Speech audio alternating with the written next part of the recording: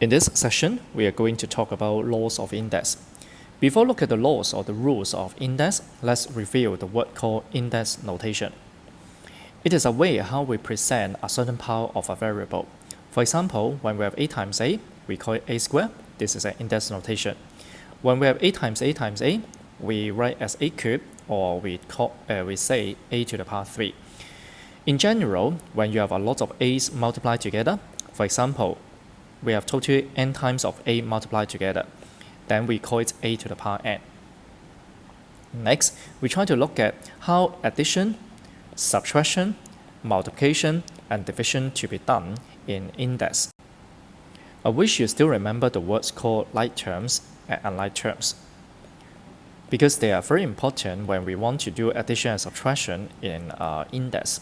Like terms, we are talking about like the things that are very alike to each other. For example, a squared, 7a squared, they are called like terms. A cubed, maybe negative a cubed, negative 4a cubed, they are called like terms. Whereas for unlike terms, we are talking about like a and a squared, they are unlike terms. 7a and a to the power 7, they are unlike terms, etc.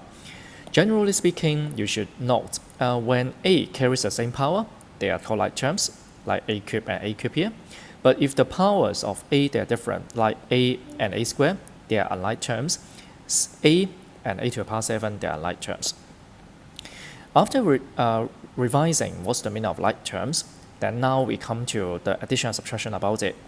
When we have a squared plus 7a squared, then we go to algebra part 1. We look at there is 1a and 7a squared add up together.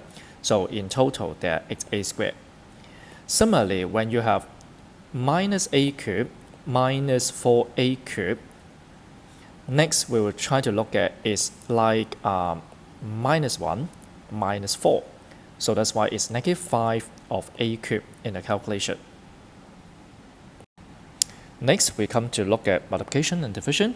So let's start looking at multiplication first. To start with, let's look at a simple question like a squared multiply a cubed. How do you understand this expression? If you remember, a squared stands for a times a cubed stands for a times a times a. You remember that they are multiplied together, so that's why at last you will see that there are 1, 2, 3, 4, 5 a's multiplied together. So that's why the answer will be a to the power 5. Now this is the very general principle about multiplication. Let's look at a question with high power. How about if you have a to the power 3 multiply a to the power 5? So we do the same thing. A cubed, it will be a times a times a. A5 or a to the power 5 should be 1, 2, 3, 4, 5 a's multiplied together. You remember that it's a multiplication, so that's why there are totally 8 a's multiplied together, which gives you a to the power 8. Now, I wish you can start observing the result. Do you find that the answer in both questions, power 5 in the first question, it comes from adding up 2 and 3 together. Whereas the answer in question 2, power 8, it comes from 3 to the power 5. The reason is because if you want to get the answer from multiplication of index, then you will see that we are actually counting how many a's over there, or simply saying that we add up the powers. Then now we can conclude the rules simply as follows. When you have an expression called a to the power k multiply a to the power l, so where we don't show power k power l for the time being, and then we add up the power together.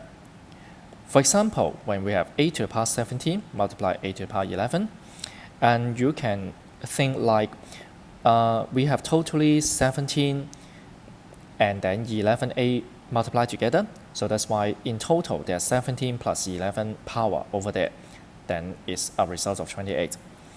Even if you have several items multiplied together, for example, it's a squared multiply a cubed multiply a to the power 5, then we can still add up the power 2 and 3 and 5, then it gives you a to the power 10. This is the multiplication law about index. Next, what if we have numbers as well? For example, it's negative 4a cubed multiplied to negative 6 a to the power 7. Then we do it one by one. So please note that when you have brackets in this way, then that means it's negative 4 multiply a cubed multiply negative 6 multiply a to the power 7. So as a result, -4 and -6, it gives you 24. And then a cubed and a to the power 7. If you can get the answer, like power 10 immediately, you can write a to the power 10. Or else, you can now write 3 plus 7 as the new power, which gives you 24a to the power 10 finally. So it's not very difficult, right? After multiplication, then we come to division. Compared to multiplication, division will be a little bit complicated because there are two cases. Like now, when we have the first question called a to the power 5 divided by a to the power 2, then you have to understand it as, well, now you have a multiplied together on top, they're total 5a, whereas you have a times a in the denominator. Because it's a division or it's a fraction, you remember that we cancel out a, so that's why at last we have a to the power 3. That means we have 1, 2, 3, 3 a's left behind in the multiplication. This is the case of division. Another case will be we turn the fraction upside down, like a squared divided by a to the power 5. What will it look like? More or less it's the same, but this time you have a times a on top, whereas you have a times a times a times a times a, total 5 there in the denominator. We do the same, cancelling a up and down, and you will see that this time we also have a cubed left behind, but this time is in the denominator. So now, by using the same idea in multiplication, can you see how we get the 3? It comes from 5 minus 2. How we get the 3 here is also 5 and 2. So it actually depends on how many a we have up and down to decide whether the answer is a cubed or 1 over a cubed. Let me further explain it as follows. Then when we have a question talking about division, like a to the power 7 divided by a to the power 3, first of all, we take a look. Well, there are more a's in the denominator, so that's why the answer should be a to the power something. It's not a fraction, it's not 1 over something. Next, we look at 7 and 3, we should do the subtraction, so that's why it's a to the power 4. Because 3 a's or a in the denominator will cancel out with another 3 a's in the denominator. A similar idea can be carried out like when we have a to the power 2 divided by a to the power 12. This time, because you have more a's in the denominator, so that's why everything will be cancelled out and having 1 in the denominator. How many a's left behind? It comes from 12 minus 2. You still have 10 more a in the denominator, so that's why it's a to the power 10. So that we don't have a very rigid rule about division, but I wish you can see on this page how we cancel the a's in order to reach our answer. Now we come to look at different examples about multiplication and division. So the first one, for example, like what if you have e to the power 12 divided by e to the power 4? So you do remember that a very big rule will be when you have division, it's always good to turn it into a fraction. So that's why we write it as e to the power 12 divided by e to the power 4. Now look at the power. 12 on top, 4 at the bottom. So at last the answer should be e to the power something, not like a fraction. Then next we check like 12 minus 4, I should have 8e left behind. So that's why it's e to the power 8. A similar question can be appear like when we have negative of e to the power 3 divided by e to the power like 13. Our first job would be turn it into a fraction, negative e cubed over e to the power 13. Now you have 3 on top and 13 e's in the denominator. So that's why after cancellation, it should be 1 over something.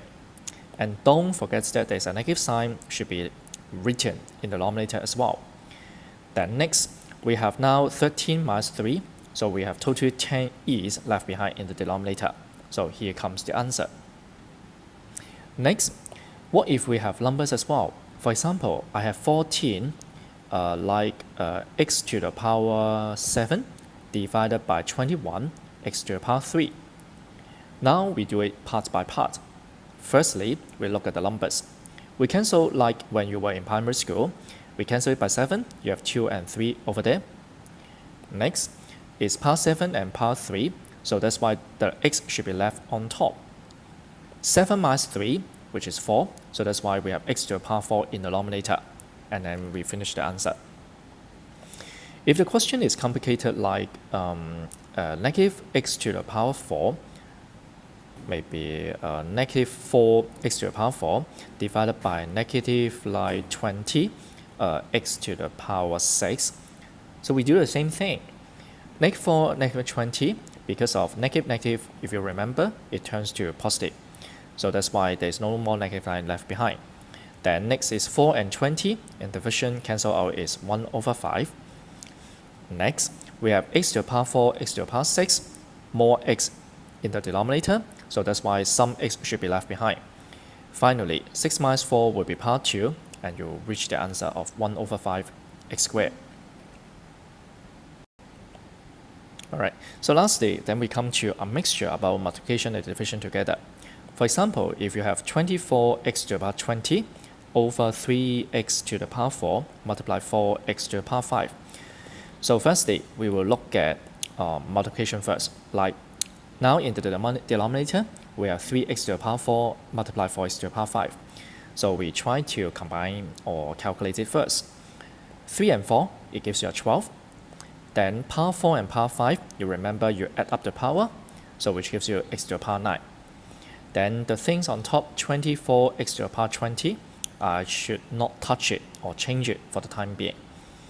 Next, 24 and 12, you cancel, you have 2. Afterward, next you have x to the power 20, x to the power 9, more x on top, and so that's why there should be x on top. Then you calculate 20 minus 9, which gives you 11. Oh no, there shouldn't be anything over there. Easy. So you can now use your correction tape or simply cross out the answer here, and you just write 2x to the power 11. So this is the answer. Another situation we may have continuous division like 20ab squared divided by 2a squared b divided by 5ab cubed. Then would you please do it slowly? So I mean is, when you have continuous division, you better look at the fraction or division one by one. For the first one, division, you turn it into a fraction first. You have 20ab squared divided by 2a squared b first. Then divided by 5ab cubed. Then for the first one, now we could do it slowly. 20 and 2 cancel, you have 10. A and a squared, a more in the denominator, and then 2 minus 1 give you power 1. But normally the power 1 we don't write it, so that's why we cross it out. Next, we have b squared and b, and more b on top, so that's why we write b in the denominator. Next is power 2 minus power 1, so that's why it's power 1 here. So once again, we don't write down the power 1 over there. Afterward, the little trick or problem, it will be when you divide 5ab cubed, that means it's multiplied to 1 over 5ab cubed. So you have to note about it. So that's why your next sentence becomes 10b multiply 1. Bottom will be a times 5ab cubed. So that's why there are some further calculation, both in the denominator and denominator. Next, on top, multiply 1, that means no change. You still have 10b. After that, 1a multiply 5, so it's still a 5. A and multiply a is a squared. And lastly, b cubed is still b cubed. Finally, then you can start cancelling the numbers. 10 and 5, you have 2 here. A squared alone, so a squared alone in the denominator. B and b cubed, I wish you can reach out the answer of b squared. So this is the outcome. If you find it is so ugly, it's okay, cross it out, and you write the answer as 2 over a squared b squared by better handwriting or better positions.